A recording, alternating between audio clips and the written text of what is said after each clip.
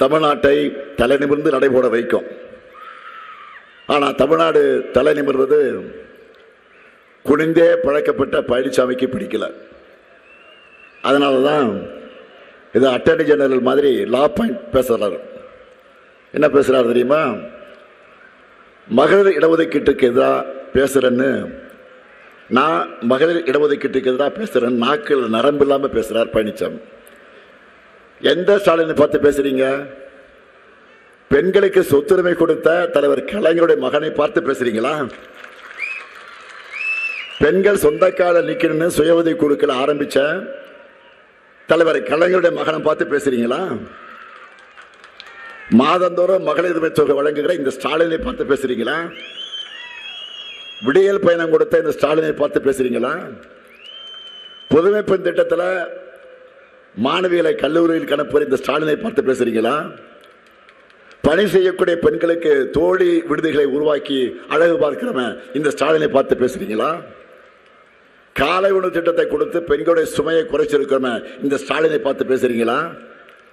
பழனிசாமி அவர்களே, உங்க உள்நோக்கம் இந்த ஸ்டாலினை வசைபாடுகிறது கிடையாது.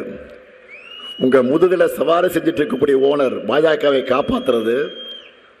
அதனாலதான் மும்மொழி கொள்கையை நீங்க எதிர்க்கல, FCRA எதிர்க்கல, பொது சிவில் சட்டத்தை எதிர்க்கல.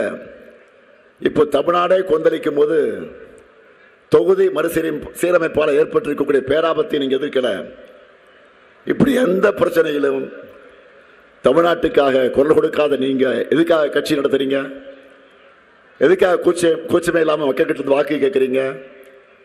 பேசாம பாஜக செய்யறதுக்கு முன்னாடி நீங்களே கட்சியை கலைச்சிட்டு நேரடியாக பாஜக ஐக்கியமாயிடுங்க. கூச்சப்படாதீங்க. பாஜகவோட FBR மாடல் உங்களுக்கு யூஸ்ஃபுல்லாக இருக்கும்.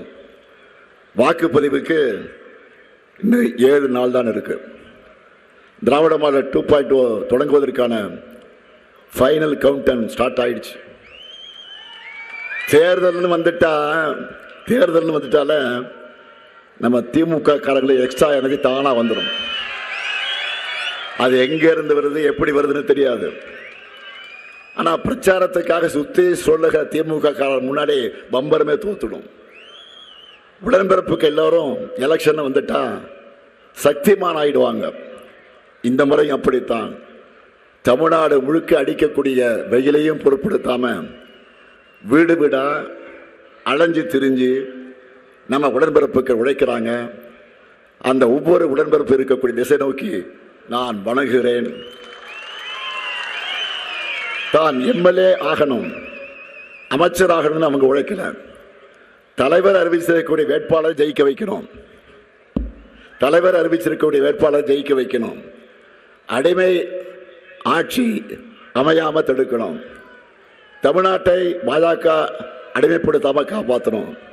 தமிழ்நாட்டு குழந்தைகள் அவருடைய எதிர்காலம் சிறப்பாக அமையணும் என்று பாடுபடுறாங்க. இப்படிப்பட்ட தன்னலமற்ற தொண்டர்கள் யாருக்கு கிடைப்பாங்க? அவங்க எல்லாருக்குமே என்னுடைய சல்யூட். இனி ஒவ்வொரு நாளும் களம் பரபரப்பாக இருக்கும். Day-20 மேட்ச் பார்த்துக்கிட்டு இருக்கீங்களா? Day-20 match daily நடக்குதுல. Day-20 மேட்ச்சில் முதல் 15 ஓவரில் என்னதான் சிறப்பாக ஆடினாலும் கடைசி 5 ஓவர் நல்லா அடித்து ஆடினாதான் 200 ரன்னை கிராஸ் பண்ண முடியும். நான் டைரி பார்த்துட்டு தான் இருக்கேன். பிரச்சாரத்தில் பார்க்க முடியல, காரில் போகும்போது iPadல பார்த்துக்கிட்டு இருக்கேன். இப்பெல்லாம் 230 கிராஸ் பண்ணுற அளவுக்கு அதிரடியாக ஆடணும். அதுபோல் நீங்கள் எல்லோரும் அடுத்த 7 நாளும் உழைக்கக்கூடிய உழைப்பு தான் 200 தொகுதிகளை தாண்டி வெற்றி பெறும். 7வது முறையாக கழக ஆட்சி அமைகிறது உறுதி செய்யும். நம்ம திட்டங்களை சொல்லுங்க, தேர்தல் அறிக்கையில் இருக்கக்கூடிய வாக்குறுதிகள் சொல்லுங்க, பெண்கள் கிட்ட இருக்கக்கூடிய ஆதரவை இன்னும் பெருக செய்யுங்க. மக்கள் நம்பக்கம். வெல்வோம் ஒன்றாக, வெல்வோம் ஒன்றாக, வெல்வோம் ஒன்றாக. நன்றி, வணக்கம்.